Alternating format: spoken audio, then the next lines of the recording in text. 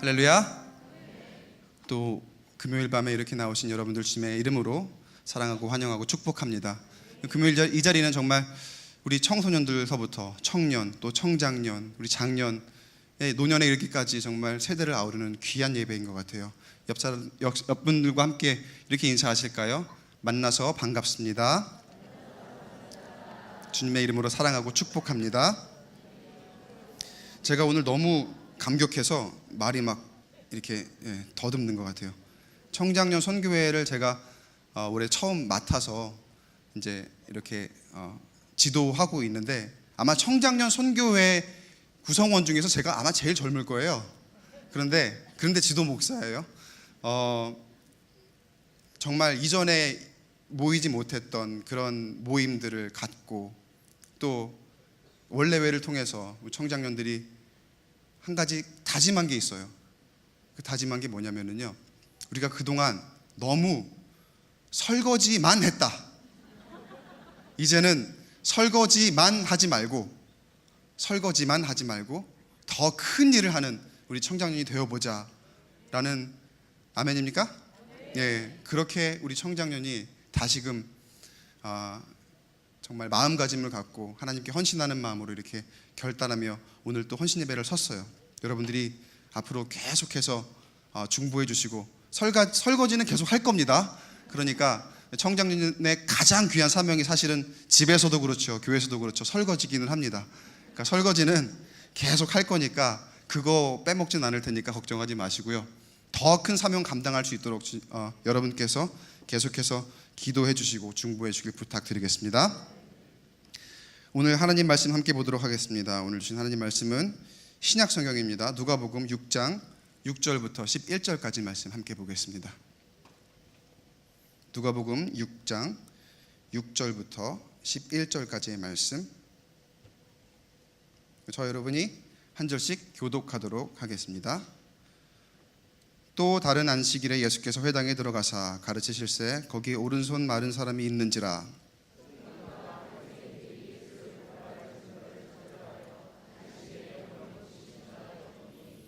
예수께서 그들의 생각을 아시고 손 마른 사람에게 이르시되 일어나 한가운데 서라 하시니 그가 일어나 서거늘.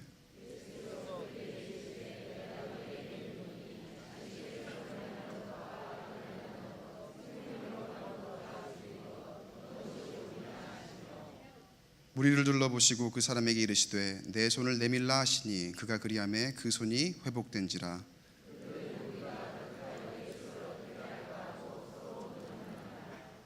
아멘. TV 프로그램 중에 여러분 좋아하시는 무한도전이라는 프로그램이 있죠. 무한도전 프로그램으로 유명해진 사람 여럿이 있지만, 여러분들 한 사람을 꼽으라면 누가 있을까요? 여러분들이 생각하시는 그분이 아닙니다. 박명수 씨. 박명수 씨가 요즘에 유명한 어록들을 남긴다 그래서 화제가 되고 있더라고요. 그래서 제가 한번 찾아봤습니다. 그 어록들 한번 보니까 이래요. 일찍 일어나는 새가 피곤하다. 지금 공부 안 하면 더울 때 더운 데서 일하고 추울 때 추운 데서 일한다. 늦었다고 생각할 때가 진짜 늦었다. 참을 인이 3번이면 호구. 가는 말이 고우면 얕본다. 티끌 모아 티끌 모아봤자 티끌이라는 거예요. 굉장히 기발해요. 굉장히 기발한데 딱 맞는 말이기도 합니다. 인터넷 보니까 다들 와, 너무나 딱 맞는다, 정말 공감이 된다, 난리도 아니더라고요. 그런데 한편으로는 굉장히 씁쓸하더라고요. 왜냐하면 우리가 기존에 알고 있던 상식에서 많이 벗어나는 말이에요. 상식이라고 하면은, 제가 상식의 정의를 한번 찾아봤는데요, 문자적인 정의가 이렇습니다. 사람들이 보통 알고 있거나 알아야 하는 지식, 그리고 보통 누구나 알고 있는 사실, 이걸 상식이라고 해요. 근데 아까 그 말을 보니까 우리가 보통 알고 있는 그 상식에서 좀 벗어나는 말이 많더라고요. 대신 요즘 현실에 맞게 굉장히 많이 맞춰진 듯한 그런 표현들이 많은 걸 볼 수가 있었습니다. 여러분, 웃프다는 표현이 있죠. 웃프다는 표현이 뭐냐면요, 웃긴데, 여러분 아까 좀 웃으셨잖아요. 좀 웃긴 그런 얘기가 있었죠. 근데 웃기면서 슬프다, 뭔가 씁쓸한 거예요. 그런 표현을 웃프다 그래요. 이 박명수 씨의 어록이 딱 저는 웃픈 것 같아요. 기발하고 말이 되는데 너무 지금의 현실을 딱 그대로 반영한 것 같아서 참 안타까워요. 원래 우리가 알고 있는 상식과 절대 맞지 않는 말인데 점점 이런 말들이 상식이 되어가는 것만 같아요.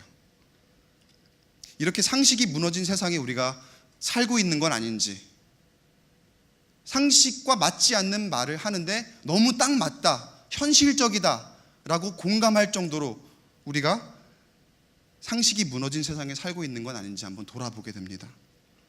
상식 밖의 일들이 일상이 되어가고 있는 현실, 우리가 어떻게 한번 바꿔볼 수가 있을까요?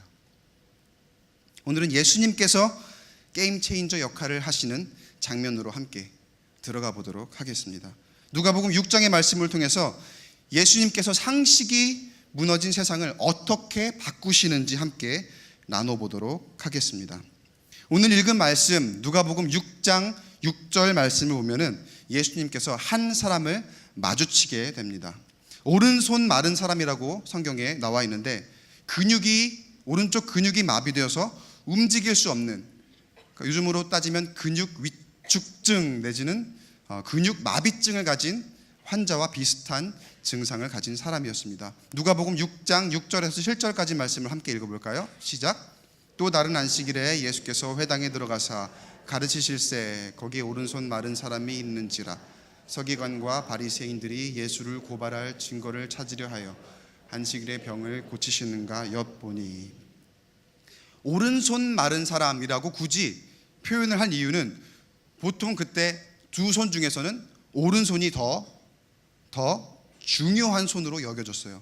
그래서 오른손이 마비된 채로 오래 살아왔다라고 그렇게 표현을 하면은, 이 사람이 굉장히 그동안 고통이 컸어, 그러니까 예수님의 치유가 그만큼 간절했을 거야 라는 그런 표현을, 그런 사실을 알려주기 위해서 누가복음에서 이렇게 전달을 하고 있습니다. 또 다른 사람들이 등장을 하는데, 그 다른 사람들이 바로 서기관과 바리새인들입니다.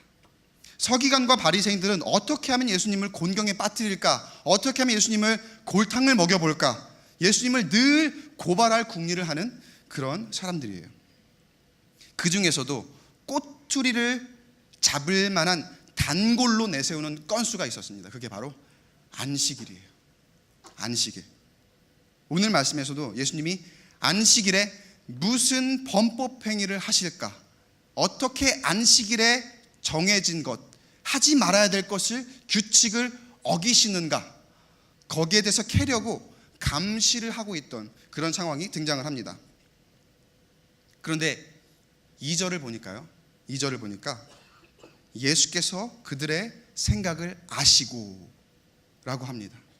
예수님께서 이미 서기관과 바리새인들의 생각을 아셨다고 해요. 예수님께서 이미 서기관과 바리새인이 저 먼 발치에서 예수님이 어떻게 하나, 오늘 분명히 안식일인데 이 지금 상황 세팅을 보자 하니까 손 마른 사람이 앞에 나와 있어요. 이제 예수님이 그 앞에 딱 서셨는데 어떻게 하나 한번 저 서기관과 바리새인들이 지켜보고 있는 그런 상황입니다. 이제 안식일을 범할 만한 그런 행위가 나오면 딱 걸렸다, 잡으려고 하는 그런 상황인 거죠. 근데 예수님께서 그들의 생각을 아시고, 자신을 늘 공경에 빠뜨리는 그런 생각을 하는 사람들의 그런 생각을 미리 알았다면은요, 여러분, 그러면 일반적인 사람들이라면은 조금이라도 이 충돌을 좀 피하고 싶어서 한 발짝 이렇게 물러나는 태도를 취했을지도 모릅니다. 일반 사람들이라면은요. 자, 여기 이 자리에 이제 세 부류의 사람들이 등장을 합니다. 바로 예수님이 있고요. 예수님이 한 부류의 사람이라고 할게요. 그리고 손 마른 사람, 오른손 마른 사람, 그리고 서기관과 바리새인들, 이렇게 세 부류가 등장을 하는데, 여기에서 세 부류의 관점이 각각 있어요. 그 관점들을 하나하나 보도록 하겠습니다. 먼저 손 마른 사람의 관점에서 보면, 여기 예수님이 내 앞에 딱 서 계십니다. 이제 손 마른 사람은 여기 계신 예수님이 자신을 고쳐주실 분이란 생각을 가지고 있어요. 거기에 대한 믿음이 있어요. 거기에 대한 확신이 있어요. 아, 이분 예수님이셔. 아, 내가 이제 나왔으니까 곧 나를 고쳐주시겠구나라고 생각을 하면서, 또 한편으로 예수님 옆으로 한켠으로 이렇게 눈을 돌려서 딱 보니까 저쪽에 누가 있어요? 서기관과 바리새인들이 예수님을 지켜보고 있는 거예요.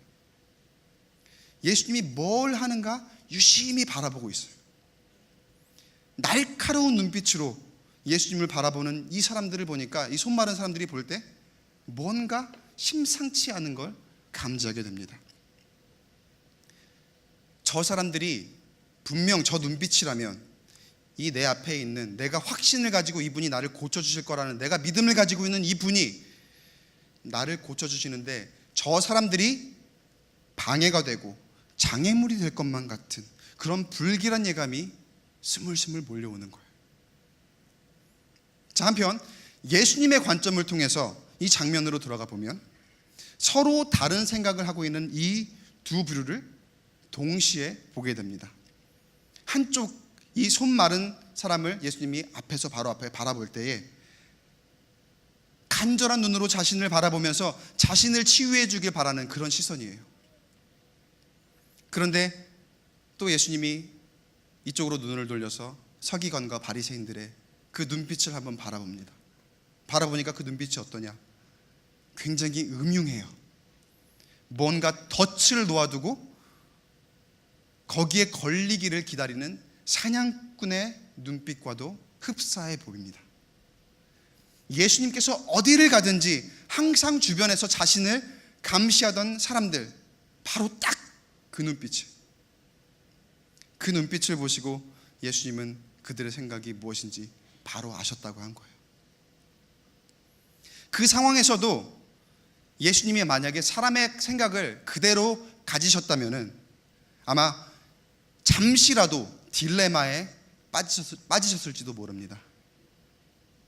이 사람을 치유하고 서기관과 바리새인들이 쳐놓은 이 덫에 그냥 빠져 들어갈 것인가, 걸려들 것인가, 아니면 어차피 이 사람은 병을 오랫동안 알아온 사람이에요. 이 손 마른 지가 어제와 오늘 된 게 아니에요. 오랫동안 그렇게 질병을 알아온 사람인데, 만성이잖아요. 그리고 당장 이걸로 인해서 생명에 위협이 있는 것도 아닙니다. 그러니까 안식일 법을 그냥 준수하고 분쟁을, 저기 나를 쳐다보고 있는, 째려보고 있는 저 사람들과의 분쟁을 피할 것인가, 아니면 그냥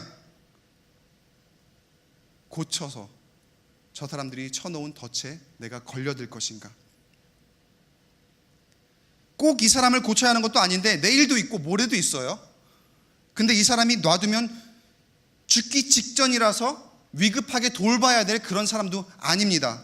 그렇게 생각하면서 저 서기관과 바리새인들의 그 눈빛과 그냥 타협을 할 수도 있었습니다.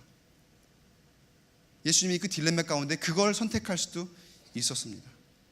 그런데 예수님께서 이미 간파하셨던 서기관과 바리새인들의 관점, 그 사람들의 관점을 보면은 이제 손 마른 사람과 함께 있는 예수님을 이 사람들이 보니까 외통수에 딱 걸려있는 예수님을 바라보게 됩니다.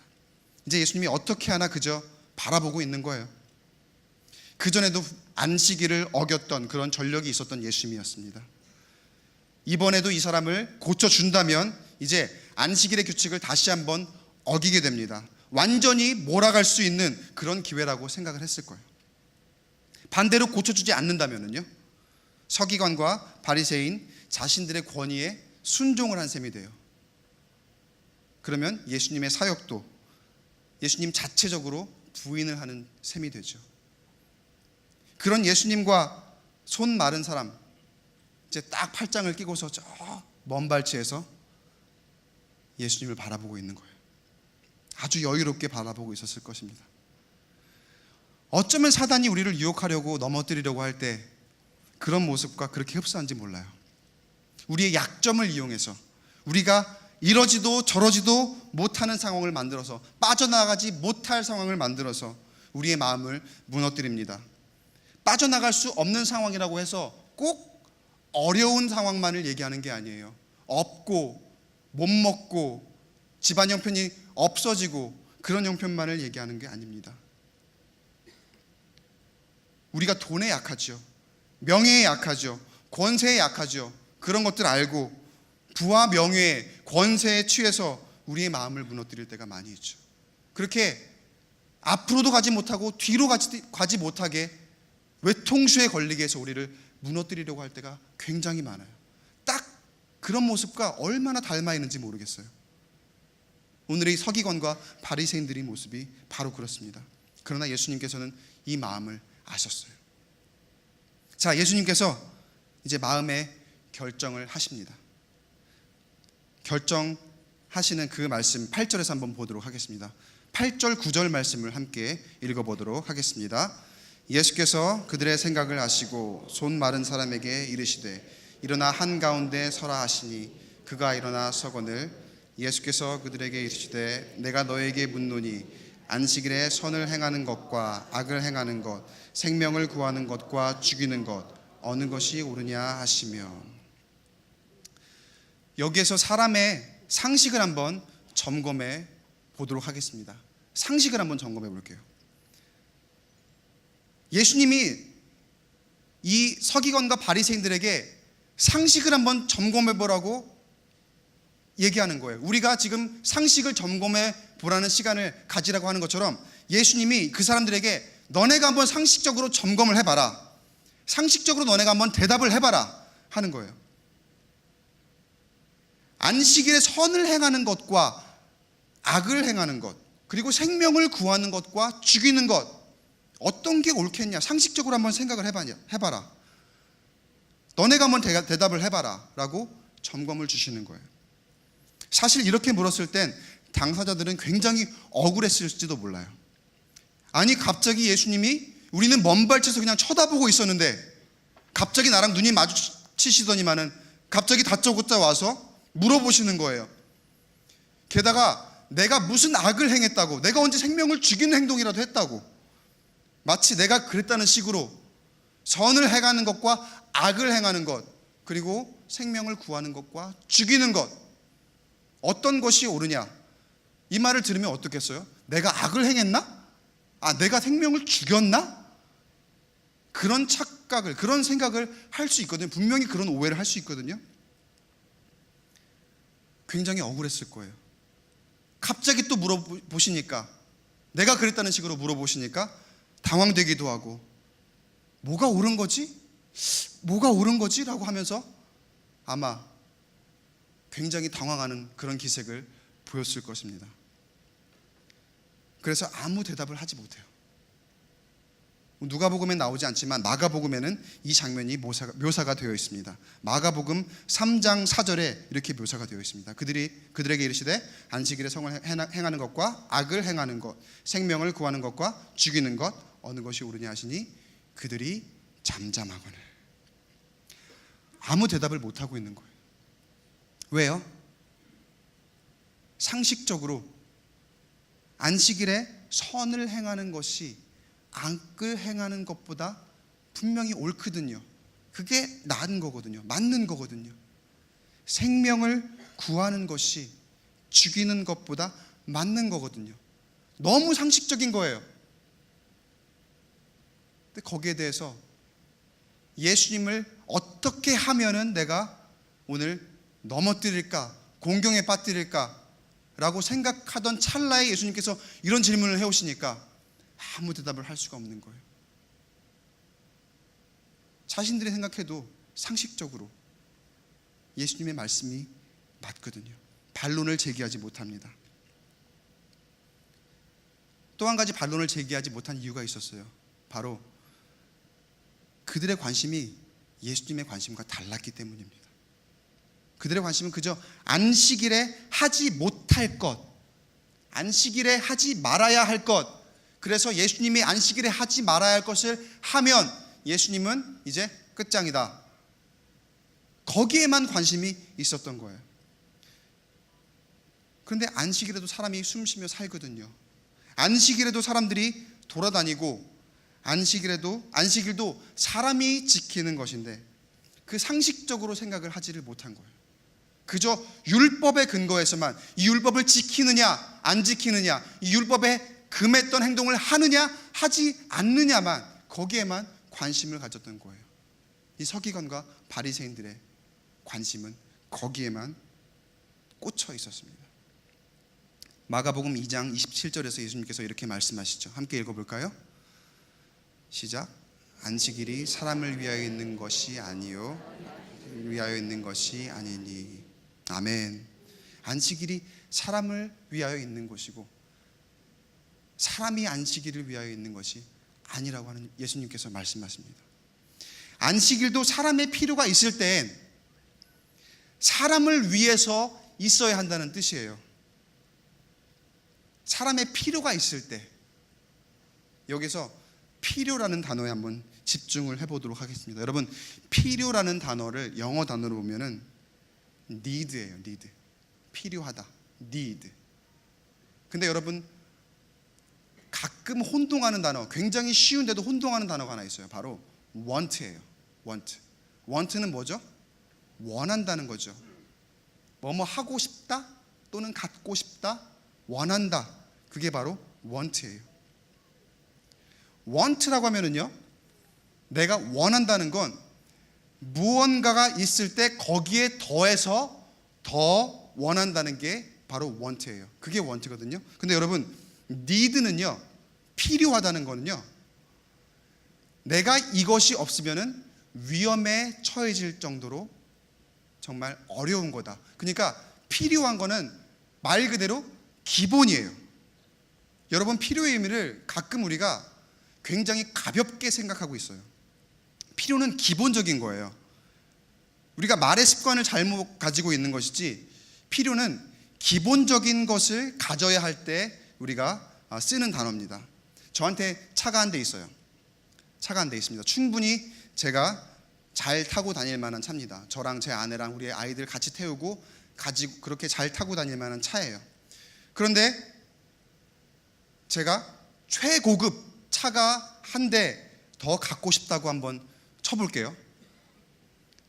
생각만 해도 굉장히 기분이 좋은데, 그럼 그 차 한 대를 원한다고 표현하는 게 맞을까요? 필요하다고 하는 게 맞을까요? 그건 원하는 거잖아요. 근데 우리는 습관적으로 내가 원한다는 것을, 나 이거 필요해, 분명히 하나 더 가지고 있거든요. 그런데 거기 하나 더 가지는 건데도 나 차가 한 대 더 필요해. 분명히 필요한 건 아니에요. 원하는 거예요. 그런데 우리는 습관처럼 원한다는 표현을 필요하다는 표현으로 대체해서 쓰고 있더라고요. 내가 더 원하는 거 분명히 더 채울 수는 있습니다. 그게 하나님께서 뭐 원하시지 않는 그런 것도 아니에요. 불법도 아니에요. 충분히 할 수 있는 거예요. 그러나 상식적으로 채워야 하는 건 아니에요. 그러나 필요는 다릅니다. 사람의 필요는요, 상식적으로 채워져야 하는 거예요. 상식적으로 채워져야 하는 거. 기본적으로 채워져야 하는 거. 상식적으로 채워져야 하는 거. 그게 바로 필요라는 거예요. 오늘 청장년 선교회 특송하셨는데, 청장년이 살아야 하는 것도 지금 교회에 있어서는 필요해요. 청장년이 살면 그게 교회에 더 사치가 되는 게 아니에요. 여러분, 뭐 미래 보고서 그런 거 보신 적 있는지 모르겠어요. 굉장히 충격적이에요. 특히 앞으로 몇십 년 후에 전체 인구수가 감소하는 것도 있지만 이 한국 교회, 미국 교회는 이미 그런 현상을 겪고 있습니다. 한국 교회인들의 수가 급격하게 감소한다는 그런 미래에 대한 연구 보고서가 있어요. 그게 왜 그러냐면요, 각 교회마다 청장년이 죽어 있기 때문에 그런 거예요. 청장년의 모임이 활성화되지 않고 있고요, 청장년들이 그냥 썬데이 크리스천 있잖아요. 썬데이 크리스천. 주일에만 예배만 가서 띡 드리고 11조 생활도 소홀히 하고 그리고 다른 어떤 교회 활동도 하지 않는 그런 청장년 그리고 청년, 그런 모습들이 교회에 나타나기 시작하면서 나중에 결국은 교회가 급격하게 교인 수가 감소하는 그런 현상을 맞이하게 될 것이다라고 하는 그런 유력한 연구 자료가 있습니다. 그런 의미에서 볼 때 우리 청장년은요, 우리 교회가 원하는 게 아니에요. 우리 교회에서 굉장히 필요한 존재라는 거예요. 청장년 믿습니까? 청장년이 살아야 교회가 부흥한다는 것이 우리가 교회가 원하는 게 아니라 바로 필요라는 거예요. 청년들도 마찬가지예요. 그리고 여기 있는 청소년들도 마찬가지예요. 청자가 붙은 공동체는요, 다 부흥해야 돼요. 그래야 우리 꿈의 교회가 앞으로 계속해서 우리 부흥할 수 있는 거예요. 청자 붙은 공동체가 다 같이 부흥을 해야 우리 교회가 미래가 있는 줄로 믿습니다. 그게 상식이에요. 교회가 필요한 거예요. 그게 교회가 원한 게 사치가 아니라 청년이 더 많아지면 우리 청소년이 더 많아지는 게 교회가 원하는 게 아니라 꼭 필요한 거라는 거예요. 미래 앞으로 우리 교회가, 하나님께서 인정하시는 이 교회가, 하나님의 몸된 교회가 계속해서 부흥 발전하고 성장하기 위해서 필요하다는 거예요. 그게 상식이라는 거예요. 우리 모두가 함께 사는 곳이 세상이라는 것, 함께 사는 곳이 세상이라는 것, 그게 상식이죠. 그게 상식인데 지금 세상은 어떻습니까? 내가 원하는 것, want, 다시 말해 내가 필요한 게 아니라 내가 원하는 것을 위해 다른 사람을 위해 채워야 되는 그 need, 다른 사람을 위해 채워야 되는 것, 필요를 빼앗는 거를 참 많이 봐요. 알고 빼앗기도 하고요, 모르고 빼앗기도 합니다. 하여튼 나의 want, 내가 원하는 것을 위해 남이 필요한 것, 다른 사람은 이거 없으면 죽을 수도 있어요. 근데 그거를 아무렇지도 않게 뺏고 있는 그런 사회의 모습들을 보게 됩니다. 좀 극단적으로 표현하자면요, 내 옆에 사람이 죽어나가도 관심이 없어요. 나만 살면 돼. 어쩌면 나 때문에, 내가 원하는 것 때문에 이 사람의 필요를 빼앗아서 나 때문에 죽는 걸 수도 있는데 나만 살면 된다고 생각을 해요. 나만 그 니드를 채워야만, 그 필요를 채워야만 살 수 있는 그 카테고리를 넘어서게 되면 그 다음부터는 오히려 그 사람들에게 내가 오히려 앞장서서 엄격한 잣대, 엄격한 기준을 들이대고 있더라고요, 보니까. 여러분, 공립유치원 그리고 어린이집에 들어가기 위해서 대기줄이 장난이 아닙니다. 제가 이제 아기를 키워보니까 거기에 관심이 점점 생기더라고요. 얘기를 들어보니까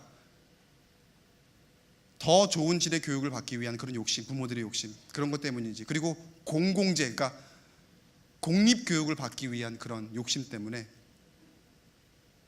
근본적인 문제는 그 공립교육시설의 수가 턱없이 부족하대요. 어쨌거나 줄을 정말 몇 달, 심지어 1년, 2년을 대기할 정도로 그렇게 길게 서 있다고 합니다. 그렇게 오랜 시간 기다려서 어린이집에 우리 아이가 들어갑니다.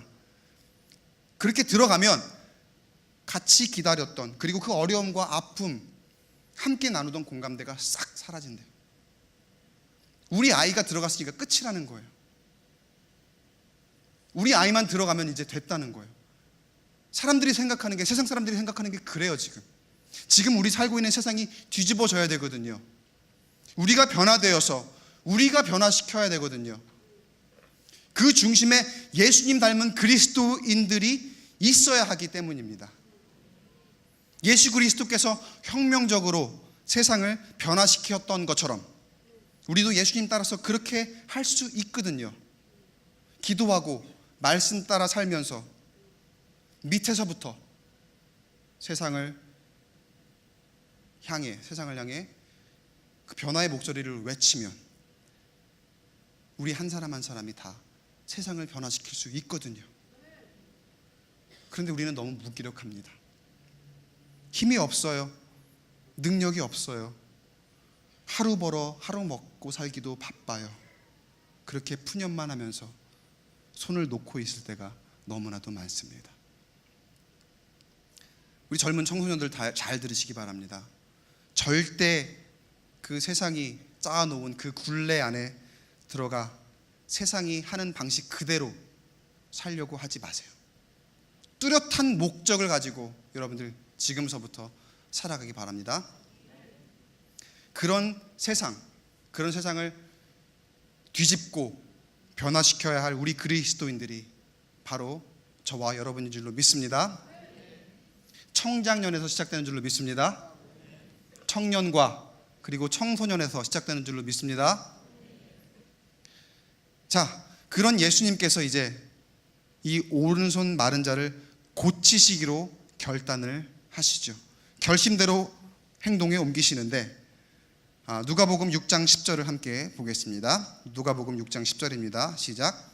무리를 둘러보시고 그 사람에게 이르시되 내 손을 내밀라 하시니 그가 그리하매 그 손이 회복된지라. 아멘. 주위의 시선을 아랑곳하지 않으세요. 예수님께서는 자신이 해야 될 일,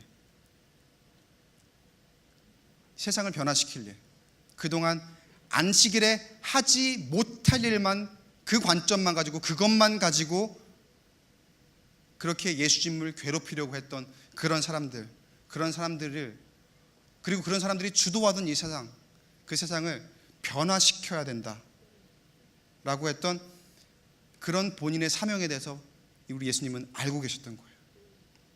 해야 할 일이 이거라는 걸 알고 계셨던 거예요. 그래서 주위의 시선에 아랑곳하지 않으십니다. 그러나 서기관과 바리새인들은 여전히 못마땅하죠. 처음엔 예수님의 불법을 문제 삼으려고 했는데 이제는 다른 이유로 예수님에게 곱지 않은 시선을 보냅니다. 11절 말씀을 제가 읽어보겠습니다. 그들은 노기가 가득하여 예수를 어떻게 할까 하고 서로 의논하니라. 결국 이 노기가 나중에 더 커져서 예수님을 십자가에 못 박는 그런 장면에까지 이르게 됩니다. 노기가 가득했대요. 그 노기 이유가 무엇이었을까요? 자신들이 싫어하는 것을 뻔히 알면서도 예수님이 이 손 마른 자의 병을 고쳐줍니다.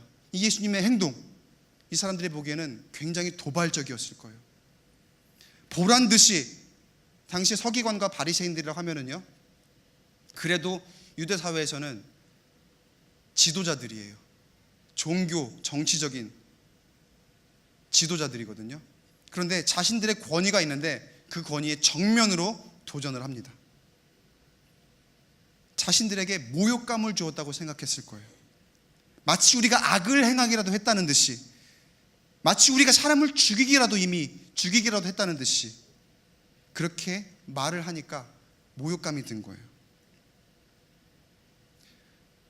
이 사람들이 법대로 해야 한다고 말할 때 법이 모든 사람들에게 공평하게 적용될 수 없다는 걸 이미 예수님은 아셨어요. 그래서 예수님이 그에 대해 질문을 던지신 거예요. 늘 안식일에 하지 말라는 것에만 초점을 맞추고 사람들을 정죄하던 서기관과 바리새인들에게 던지신 예수님의 질문, 이 질문에는 이런 뜻이 담겨 있습니다. 안식일에 하지 못할 일에 얽매여서 사람들 정죄하지 말고 하나님께서 우리에게 요구하시는 것, 남 생각하지 말고 내 생각을 한번 해봐라. 그러면 하나님께서 안식일에 나에게 요구하시는 것이 무엇인지 깨닫게 될 것이다. 그게 바로 상식이다 라고 예수님께서 말씀해 주시는 거예요. 그것이 어떤 날일지라도 안식일이 될 수도 있습니다. 평일이 될 수도 있습니다. 어떤 날이 되었든지 간에 한번 사람의 필요가 무엇인지 생각해봐라. 너희들이 사람의 필요를 무시한다고 하면서 어떻게 하나님께 영광을 돌린다고 할 수 있겠느냐? 서기관과 바리새인들에게 던졌던 이 질문이지만 예수님의 이 질문, 어쩌면 우리에게 던지는 질문일지도 모릅니다. 미가서 6장 8절의 말씀을 함께 읽고 말씀을 마치도록 하겠습니다. 미가 6장 8절의 말씀인데 우리 함께 읽어보도록 하겠습니다. 시작. 사람아, 주께서 선한 것이 무엇임을 내게 보이셨나니 여호와께서 내게 구하시는 것은 오직 정의를 행하며 인자를 사랑하며 겸손하게 내 하나님과 함께 행하는 것이 아니냐. 아멘. 사랑하는 여러분, 하나님은 공평하신 분이십니다. 그 공평하신 하나님을 찬양하며 나의 필요가 중요하고 상식적으로 여겨지듯이 나의 이웃의 필요 또한 중요하고 상식으로 여기며 살아가는 저와 여러분 되길 주님의 이름으로 축원합니다. 함께 찬양하겠습니다.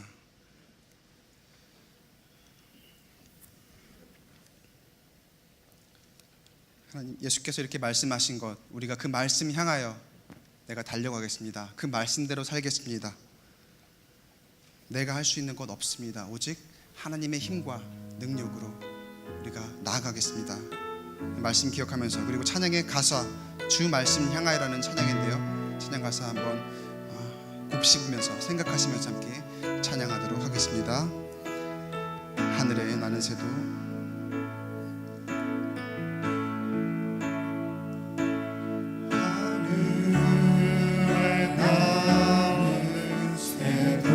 주손길 돌보시네. 주손길 돌보시네. 온 땅에 충만한 그 사랑으로 내 마음을 덮으소서. 주 나를 부르셨네. 주 나를 부르셨네. 주의 영광 위해 모든 사람 이끄소서. 주의 영광으로 주 말씀 향하여 주 말씀 향하여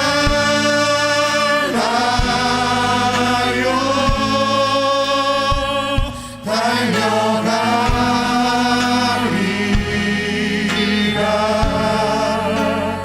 인도하니 능도하니 오직 성령으로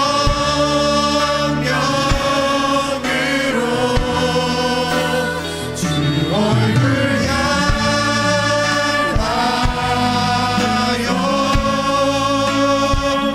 달려가리라. 오주의 영광 안에 오주의 영광 안에 살게 하소서. 다시 한번 고백할까요? 하늘에 나는 새도 하늘에 나는 새로 주 손길이 돌보십니다. 주 손길 돌보시네. 온 땅에 충만한 주 사랑으로 내 마음을 덮으소서. 주님 나를 부르셨습니다. 주 나를 부르셨네. 주의 영광 위에 모든 사람 이끄소서. 주의 영광으로 주 말씀 향하여